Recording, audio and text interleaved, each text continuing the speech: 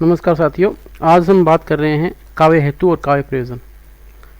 काव्य शास्त्र के अंदर काव्य हेतु और काव्य प्रयोजन मुख्य टॉपिक है और ये टॉपिक स्कूल लेक्चरर, कॉलेज व्याख्याता जो एग्ज़ाम है उसमें सम्मिलित है और उस एग्ज़ाम की दृष्टि से और साक्षात्कार की दृष्टि से अपनी बात करने जा रहे हैं। तो काव्य हेतु और काव्य प्रयोजन, इस जो इकाई है, ये समग्र इकाई है, इस इकाई के बारे में अपने पढ़ेंगे। और इसमें देखिए कि पहले उद्देश्य है कि काव्य हेतु और काव्य प्रयोजन का उद्देश्य क्या होता है, प्रस्तावना है। फिर काव्य हेतु, इसका अभिप्राय और आयाम है। प्रतिभा, व्युत्पत्ति, इसके 3 कारण माने गए हैं और तीनों का स्वरूप है, जो अर्थपरक इनका परिप्रेक्ष्य है, तात्पर्य है और महत्व है, इसके बारे में बात करेंगे। और इसके बाद काव्य प्रयोजन, आशय और परिधि। परिधि का मतलब क्षेत्र, इसका प्रयोजन क्षेत्र कहाँ तक है। फिर सारांश है, अवधारणात्मक जो शब्द है इसके बारे में, उनके बारे में बात करेंगे। फिर उपयोगी पुस्तकें हैं, बोध प्रश्नों के उत्तर। और ये जो वीडियो देखने के बाद हम समझ सकेंगे काव्य हेतु और काव्य प्रयोजन के अभिप्राय और उनके आयामों को समझ सकेंगे। काव्य के हेतु में प्रतिभा के स्वरूप और प्रकार से परिचित हो सकेंगे। काव्य प्रयोजन के स्वरूप और प्रकार का ज्ञान प्राप्त कर सकेंगे। साहित्य सर्जना में व्युत्पत्ति और व्यास की उपयोगिता और महत्व से अवगत हो सकेंगे। काव्य हेतु और काव्य प्रयोजन के संबंध में संस्कृत आचार्यों के मतों से परिचित हो सकेंगे। यानी संस्कृत जो आचार्य है उनका भी इसमें काव्य हेतु में महत्वपूर्ण योगदान है और उनके बारे में पढ़ना पड़ता है अपने को। और काव्य हेतु और काव्य प्रयोजन से संबंधित पाश्चात्य और हिंदी के आचार्यों और समीक्षकों के जो चिंतन है, जो उनकी परिभाषाएं हैं, उनके बारे में पढ़ेंगे। हम इसकी प्रस्तावना शुरू करते हैं। हम जानते हैं कि किसी भी वस्तु के निर्माण में कुछ आवश्यक साधन होते हैं जिनके अभाव में उस वस्तु का सृजन संभव नहीं हो सकता। जिन साधनों या कारणों से वस्तु का निर्माण होता है, वस्तुतः वे साधन हेतु कहलाते हैं। काव्य का साहित्य की सृजना के लिए कुछ आवश्यक का कारण या हेतु, इनकी संख्या 3 मानी जाती है। कितनी संख्या मानते काव्य हेतुओं की? 3। प्रतिभा, व्युत्पत्ति और अभ्यास। इन हेतुओं में प्रतिभा ये का विशेष महत्व है, क्योंकि इसके बिना मौलिक या नवीन रचना नहीं की जा सकती। प्रतिभा के साथ व्युत्पत्ति और अभ्यास नामक 2 हेतुओं के योग से रचना में व्यापकता और उत्कृष्टता आती है। किसी प्रयोजन से ही व्यक्ति कार्य करने की, और अगर यानी व्यक्ति कोई काम करता है उसका कोई ना कोई प्रयोजन अवश्य होता है। ऐसा देखा जाता है कि मंदबुद्धि भी बिना प्रयोजन के किसी कार्य में प्रवृत्त नहीं होता। प्रयोजन से एकाग्रता और संलग्नता आती है। प्रयोजन से रचनाकार और भावकों की मन स्थिति भी समझी जा सकती है। उनके मन में क्या चल रहा है वो भी अपने समझ सकते हैं। काव्य हेतु से अभिप्राय काव्य रचना के मूल कारणों से, यानी काव्य हेतु का जो सीधा सा सरल सा अर्थ है, ये कहते हैं कि काव्य जो रचा जा रहा है उसका मूल कारण क्या है। भारतीय काव्य शास्त्र के आचार्यों ने काव्य निर्माण के 3 हेतु स्वीकार किए हैं, प्रतिभा, व्युत्पत्ति और अभ्यास। यानी कितने स्वीकार किए? 3। प्रतिभा, व्युत्पत्ति और अभ्यास। काव्य हेतु के संबंध में आचार्यों में 2 वर्ग है। एक वर्ग के आचार्य काव्य रचना के लिए प्रतिभा को ही हेतु के रूप में मान्यता प्रदान करते हैं तथा अन्य 2 हेतुओं व्युत्पत्ति और अभ्यास को केवल सहायक कारण मानते हैं। यानी प्रतिभा है वो मुख्य काव्य हेतु है। भामह, रुद्रट, वामन, पंडित जगन्नाथ आदि आचार्यों की ऐसी मान्यता है कि किंतु दूसरे वर्ग के आचार्य जिसमें दंडी है, वाघ भट्ट है, मम्मट है, ये प्रमुख है। काव्य रचना के लिए प्रतिभा, व्युत्पत्ति और अभ्यास तीनों को आवश्यक मानते हैं। 2 वर्ग है इसके, एक प्रतिभा को मुख्य मानता है, एक है व्युत्पत्ति, प्रतिभा और अभ्यास को। प्रतिभा, स्वरूप और प्रकार। प्रतिभा वह शक्ति है जिसके द्वारा मौलिक और अपूर्व कार्य संपन्न होते हैं। नवीन उद्भावनाओं चिंतन की जन्मदात्री प्रतिभा ही है। भारतीय काव्यशास्त्र में प्रतिभा के स्वरूप और भेदों का गंभीर और सूक्ष्म विवेचन किया गया है। अब प्रतिभा के संबंध में भारतीय आचार्यों के मतों का अनुसरण करेंगे। भामह, 6वीं शताब्दी विक्रम संवत। भामह भारतीय काव्यशास्त्र के आदि आचार्य मानते हैं। इनका प्रसिद्ध ग्रंथ कौन सा है? काव्य अलंकार, जिसमें प्रतिभा के संबंध में अनेक मौलिक विचार व्यक्त हुए हैं। आचार्य भामह प्रतिभा को काव्य रचना का प्रमुख हेतु मानते हैं। प्रतिभा के द्वारा ही श्रेष्ठ काव्य रचना हो सकती है, किंतु उनके मतानुसार यह प्रतिभा किसी विरले में ही दृष्टिगत होती है। जड़ बुद्धि भी गुरु के उपदेश से शास्त्र का ज्ञाता हो सकता है, किंतु काव्य रचना तो किसी प्रतिभावान से ही हो सकती है। इस प्रकार आचार्य भामह के अनुसार दोष रहित श्रेष्ठ काव्य की रचना का प्रमुख हेतु की प्रतिभा है। दंडी, 7वीं शताब्दी क्रम संवत। आचार्य दंडी के इनके प्रतिभा संबंधी विचार उनके प्रसिद्ध ग्रंथ काव्य दर्श में मिलते हैं। आचार्य दंडी ने काव्य रचना के लिए तीनों काव्य हेतुओं प्रतिभा, व्युत्पत्ति और अभ्यास को आवश्यक माना है। उनकी दृष्टि में केवल प्रतिभा से ही काव्य सृजना नहीं हो सकती। काव्य रचना के लिए प्रतिभा के साथ शास्त्र ज्ञान, व्युत्पत्ति, यानी व्युत्पत्ति का मतलब क्या हो गया? शास्त्र ज्ञान और अभ्यास की आवश्यकता पर दंडी ने विशेष बल दिया है।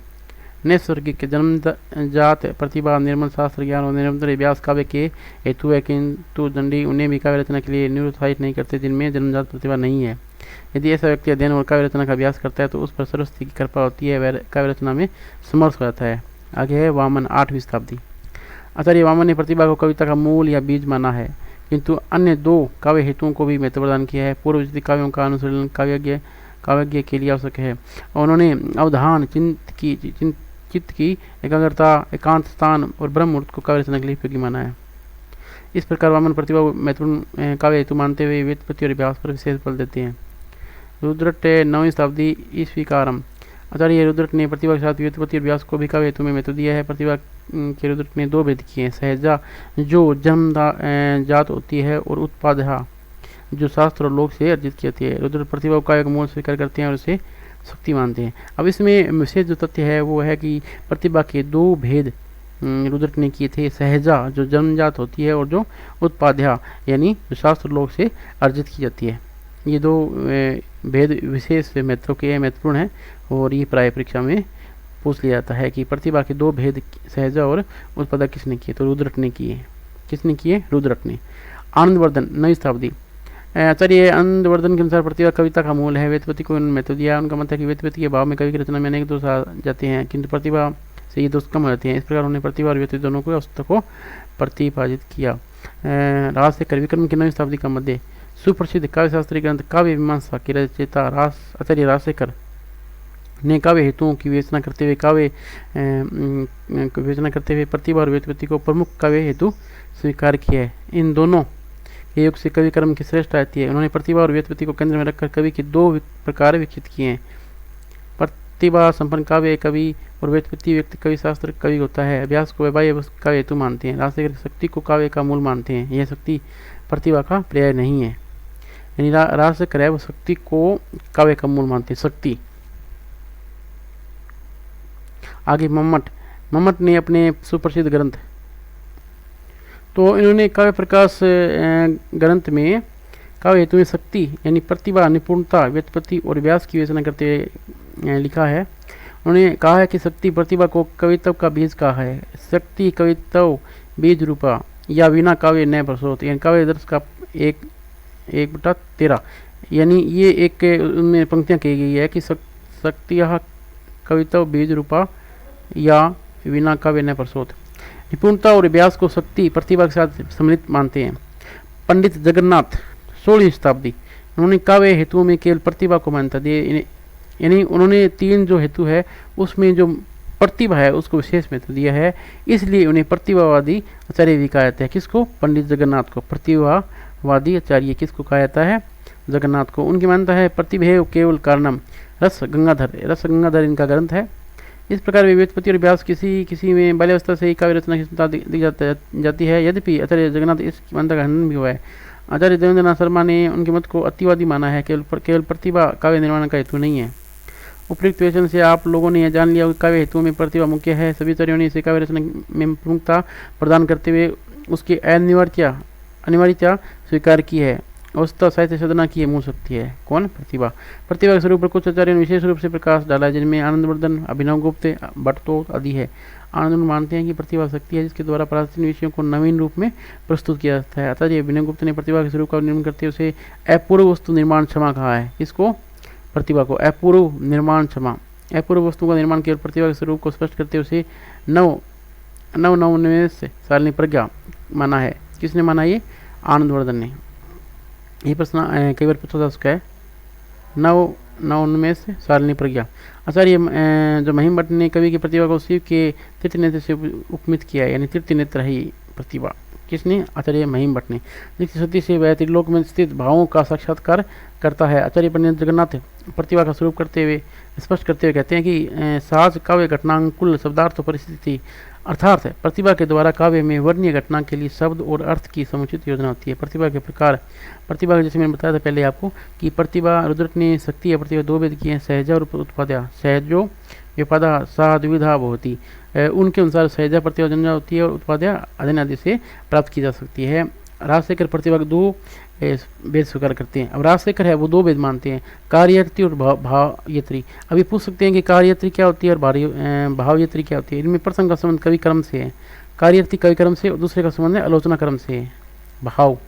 उन्होंने कार्यात्मक प्रतिभा पुनः 3 प्रकार होता है, सहजा, आहार्य और औपदेशिकी। अब ये तीनों क्या होती है इसके बारे में पढ़ेंगे। सहजा, यह पूर्व जन्म के संस्कारों से प्राप्त होती है, इस जन्म में अलग प्रयत्न के उदित हो जाती है।